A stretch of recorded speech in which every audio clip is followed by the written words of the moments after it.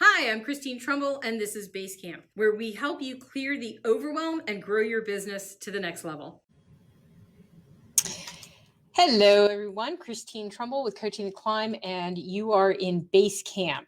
And today I want to continue our conversation on strategy and what that really is. And we've talked about barriers to growth. We've talked about core values. We've talked about purpose. Today, we're going to talk about core competencies. And that is the inherent strengths that your company is really good at. And I'm not talking about capabilities. Capabilities are what you are, you can do it, but the core competencies are those essential strengths, those things that your company is really, really good at. Understanding this is essential in really being able to focus on your strategy and how to move and progress forward. So core competencies were the term core competencies was coined or developed from a 1990 Harvard Business Review article called The Core Competence of the Corporation. And I'm going to put a link in the comments, and hopefully it will work. It's Harvard Business Review, so you never know. But it is May 1990, Gary Hamel and C.K. Prahalad, and it was called The Core Competence of the Corporation, if you want to go find that and look it up. So according to the article, and according to, everything that I do, core competencies have three characteristics. One, it is that they are not easy for customers to imitate. Two, that they can be reused widely for many products and markets. And three, they have to contribute to the end customer experience as well as the value of the product or service. So what does that mean? Well, the first one's pretty easy.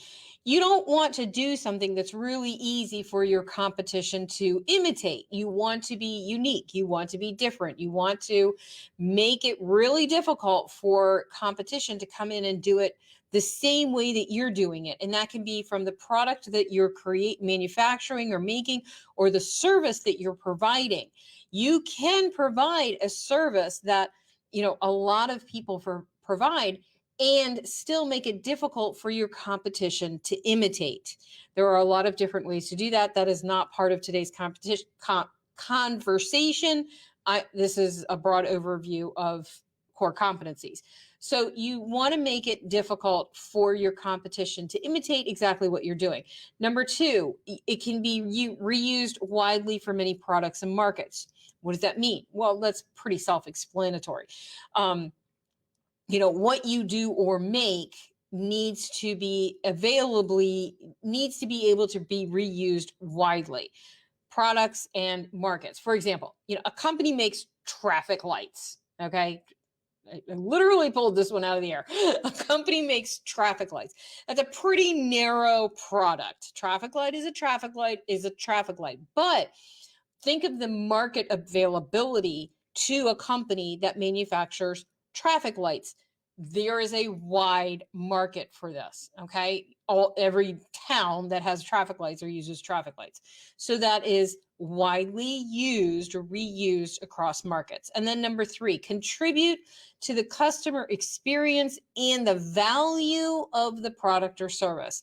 So whatever your core competency is, it should make a significant impact, make a big mark on the perceived benefit or value to the customer. Okay.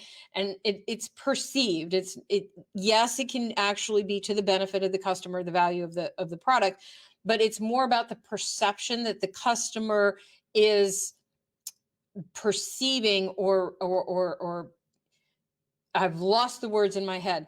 What the customer has to feel those competencies coming through to them, and that is what they include in their perception of value that they're receiving from your product or service.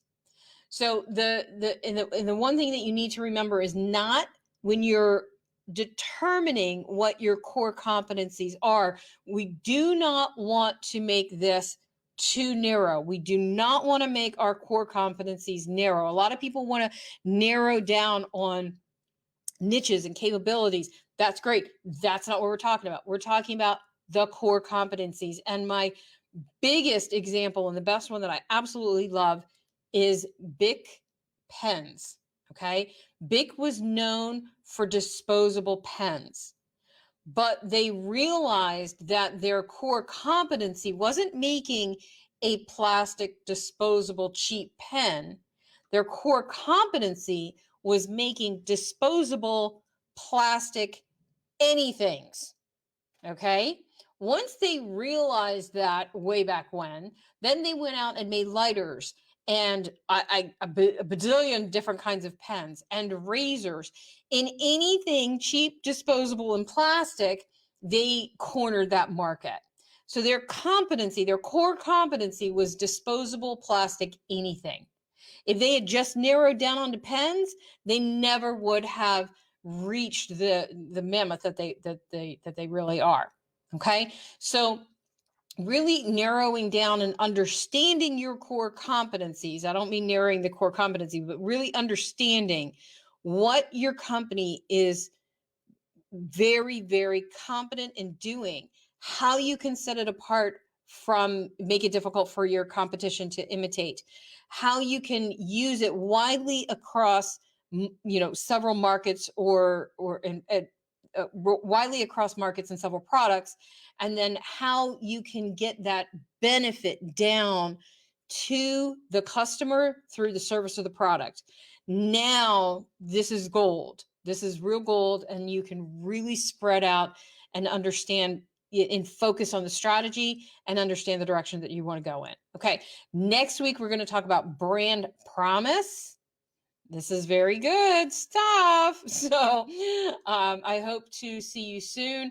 I'm going to drop that Harvard Business Review link in the comments. If you haven't, download my free ebook at coachingtheclimb.com. If you would like to continue conversations in the group, Coaching the Climb, Facebook groups, Coaching the Climb. Pretty simple. All right, guys. Talk to you next week.